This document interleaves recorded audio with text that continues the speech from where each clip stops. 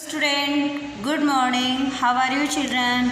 बच्चों आज हम करेंगे पेज नंबर 71 और 70 के अभ्यास कार्य। आपने जो चैप्टर पढ़ा, चैप्टर हमारा था एक जापान की कहानी है। जो दो भाई थे ली और युंग, वो दोनों व्यापार करते थे, पर जापान में जैसे भूकंप आया तो उनका व्यापार दोनों का नष्ट हो गया।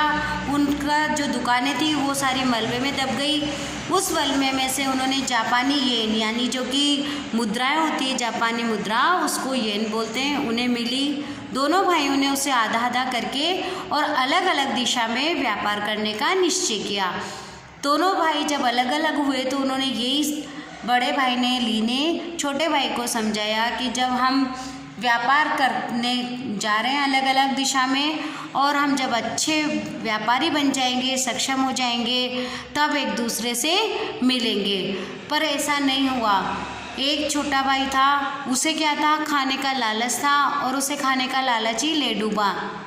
जबकि बड़ा भाई सादा भोजन और सादा जीवन जीता था और उसने अपने व्यापार को बढ़ाया, मकान खरीदा और साथ में अपने छोटे भाई को पेड़ पौधों के द्वारा शिक्षा दी। आपने देखा था ना पेड़ पौधों से कैसे शिक्षा दी। उसने एक छोटे इमली के पत्ते के जो थे उसे तोड़ने के लिए कहा उस पौधे से, तो वो डेली उस इमली के पौधे से पत्ते तोड़ता, तो वो पौधा छोटा था इसलिए उसके सारे पौधे नष्ट हो गए। जब उसने बड़े पेड़ के पत्ते तोड़ने के लिए कहा तो वो तोड़ता तोड़ता परेशान हो गया, पर उसके पत्ते ख़त्म नहीं होते। तो इस द्वारा जो बड़ा भाई था वो समझाता है अपने छोटे भाई को कि अगर हम व्यापार में जब आगे नहीं बढ़ते हैं, हमारा व्यापार शुरू ही होता है और अगर उसमें हम खर्चा बढ़ा देते हैं तो वो क्या होता है, ख़त्म हो जाता है। जब हमारा व्यापार बड़ा हो जाता है, फल जाता है, फूल जाता है, फिर हम अपने शौक बढ़ा सकते हैं तो उस पर कुछ भी असर नहीं होता। इस तरीके से पेड़ पौधों से उसने ये शिक्षा दी। तो आज हम इसके क्वेश्चन आंसर सीखेंगे। आपको इसके क्वेश्चन आंसर लिखने हैं, मैं सिर्फ समझाऊंगी, आप खुद लिखेंगे। अगर आपकी कोई गलती होती है तो उसे आप खुद चेक करेंगे, रफ कॉपी में लिखकर पेंसिल से उसको सर्कल कर लेंगे और जब मैम आपको सही आंसर बताएगी तो उसको करेक्शन करके 2 या 3 टाइम्स आप उसको लिखेंगे। लिखने के बाद फाइनल आंसर लिखेंगे। तो इससे पता है आपको क्या होगा, आपकी राइटिंग अच्छी होगी। आपके जो हिंदी में जो शब्द आप लिख रहे हैं, जिन्हें गलत लिख रहे हैं, उन्हें दोबारा से सही कर सकेंगे। 2 टाइम या जो 2 या 3 टाइम आप उन्हें लिख रहे हैं तो उससे भी आपके अच्छे अभ्यास होगा। तो हम शुरू करते हैं बच्चों। दोनों भाइयों के क्या नाम थे? हाँ, आपको पता है दोनों भाइयों के नाम थे ली और युंग। बड़े भाई का नाम था ली और छोटे भाई का नाम था युंग। युंग बिंदी यह पे आएगी। एक बार जापान में क्या हुआ? एक बार जापान में भूकंप आया। एक बार जापान में क्या हुआ? एक बार जापान में भूकंप आया। दुकान के मलबे में से क्या मिला? दुकान के मलबे में से येन, फिर कोष्टक में लिखेंगे जापानी मुद्रा मिली। युंग को कौन सी आदत ले डूबी? युंग को कौन सी आदत ले डूबी? स्वादिष्ट भोजन करने की आदत उसे ले डूबी। बच्चों अब जैसे आप ये क्वेश्चन आंसर अपनी रफ नोटबुक में लिखेंगे, उसमें पेंसिल से लिखेंगे, तो मुद्रा, भूकंप, आदत, ये जो शब्द लिखेंगे, अगर इनमें आपके गलती होती है तो उसे सर्कल बना के आप 2 या 3 बार लिखेंगे और आप देखते हैं कि आपने लिखा है तो हमने कहीं प्रचलित शब्द तो नहीं लिखे, मानक शब्द ही प्रयोग करें। तो अगर आपने गलती से प्रचलित शब्द लिख दिए तो उसे भी करेक्शन करके आप मानक वर्तनी वाले लिखेंगे। मानक वर्तनी वाले तो आप समझते ही हैं कि मानक वर्तनी और प्रचलित वर्तनी वाले शब्दों में क्या अंतर है।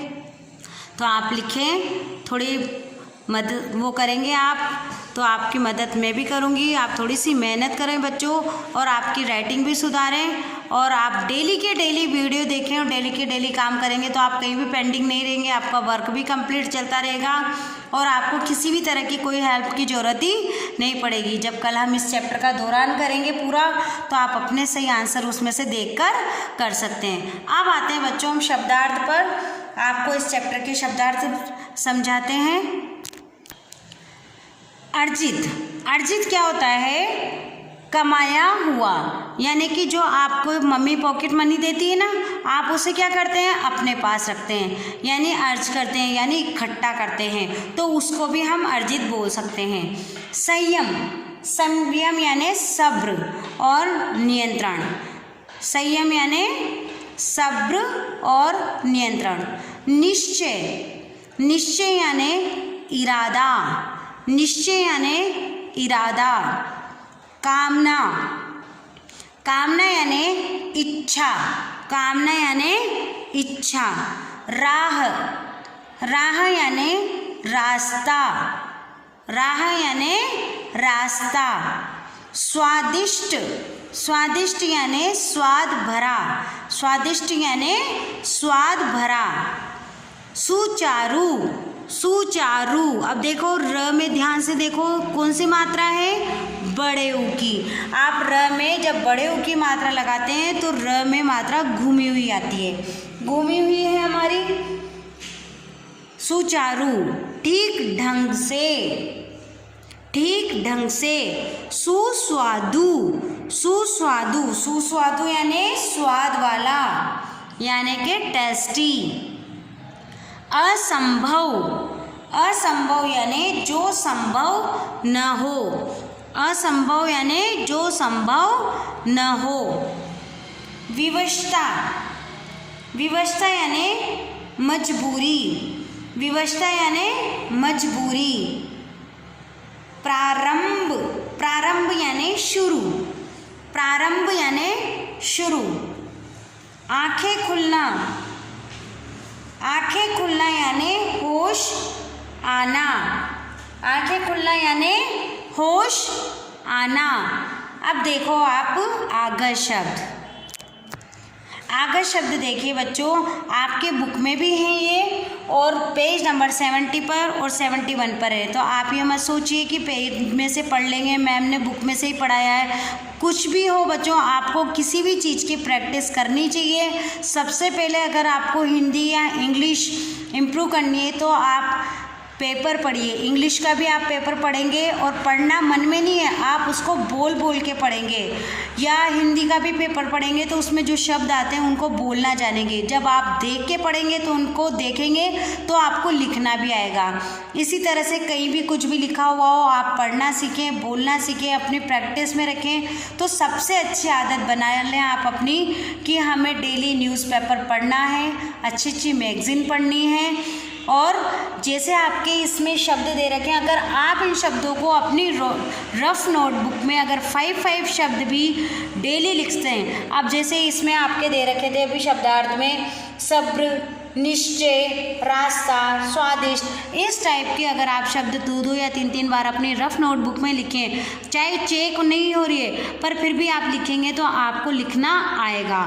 इसी तरह से इंग्लिश में आपको अगर अच्छा है होना है और आपको अच्छी इंग्लिश की हिंदी आनी चाहिए तो उसके लिए आप पे 5 मीनिंग्स डेली लर्न करो। 5 मीनिंग अगर आप डेली लर्न करेंगे तो 2 दिन के कितने हो गए? 10 हो गए। और इसी तरह से 3 दिन में 15 मीनिंग हो गए। अब आप देखो महीने भर में कितने मीनिंग आपको लर्न हो जाएंगे। जब मीनिंग याद होंगे, उनकी हिंदी याद होगी तो आप चैप्टर को आराम से पढ़ सकते हैं। और जब चैप्टर आपको पढ़ना आ जाएगा, हिंदी आ जाएगी, तो आप क्या सॉल्व कर सकते हैं? उसके क्वेश्चन आंसर कर सकते हैं। तो बच्चों ये तो मैंने थोड़ी सी बात बताई थी। अब आते हैं हम वापस से अपने आगत शब्द पर। आगत शब्द, आगत शब्द वो होते हैं जो अपने चैप्टर पढ़ा उसमें से कुछ शब्द ऐसे होते हैं जो अंग्रेजी में लिखे रहते हैं और कुछ शब्द उर्दू भाषा से लिख लिए होते हैं। जैसे कि आपने देखा है कई बार आता है असर, अब इसमें आया है असर, ये है हमारा उर्दू का। बाग, बाग क्या है? उर्दू का है। अगर ये हिंदी वाला शब्द होता तो क्या लिखते हैं हम बाग की जगह? बगीचा। क्या लिखते हैं? बगीचा। हजार, हजार क्या है हमारा? उर्दू फारसी का शब्द है। इंतज़ार, मैं बोल रही हूँ जार, क्योंकि ज के नीचे आप छोटी सी बिंदी देखेंगे। अगर ज के नीचे छोटी सी बिंदी नहीं होती तो इंतजार बोलती। जार, जो पानी वाला जार होता है ना, जग, वो बन जाता, पर ये ज के नीचे बिंदी आने से ज बोल बन गया। किफ़ायत यानी उर्दू फारसी का शब्द। अब आप आते हैं वर्तनी वाले शब्दों पे। आपको बच्चों वर्तनी वाले शब्दों में जो मानक वर्तनी वाले शब्द हैं उन्हीं को देखना है, उन्हीं को लर्न भी करना है। लर्न करने से मतलब लिखना है। दोनों शब्द बोलने में और सुनने में एक जैसे लगते हैं, जैसे पसंद, पसंद, देख रहे हैं आप, ये दोनों शब्द बोलने में और सुनने में एक जैसे लग रहे हैं, पर लिखने में क्या है, यहाँ आधा न है और यहाँ क्या है, स के ऊपर बिंदी है। तो जो बिंदी वाले शब्द हैं वही हमारे मानक शब्द हैं। मानक शब्द क्या होता है, जो कि अभी हमारी हिंदी में मान्य है। उत्तरी, ये देखिए आधा त पूरा त, व्यंजन, संपत्ति, पत्ते, देखें असंभव, भूकंप, इंतजार, प्रारंभ, ये सब हैं आपके पेज नंबर 70 के मानक शब्द। तो बच्चों आज मैंने मौखिक क्वेश्चन आंसर करवाए आपको और मानक शब्द शब्दार्थ करवाएं। इतना आप घर से प्रैक्टिस करेंगे, इनको लिखेंगे और जो भी मिस्टेक होती है आप सर्कल करके उसे खुद ही करेक्शन करके और 2-2 3-3 बार लिखेंगे। और फिर कल की वीडियो में मैं आपको दोबारा से अभ्यास कार्य बताऊंगी, तो आप अपनी बुक ओपन करेंगे, पेंसिल इरेजर रखेंगे, क्योंकि डेली आपको बुक भी फिल करनी है और बुक और पेंसिल लेके रखना है। आपको बिल्कुल ऐसा सोचना है कि हमारी क्लास में पढ़ाई हो रही है, तो आप कभी भी पीछे नहीं रहेंगे बल्कि और अच्छा पढ़ाई कर सकेंगे। Thank you.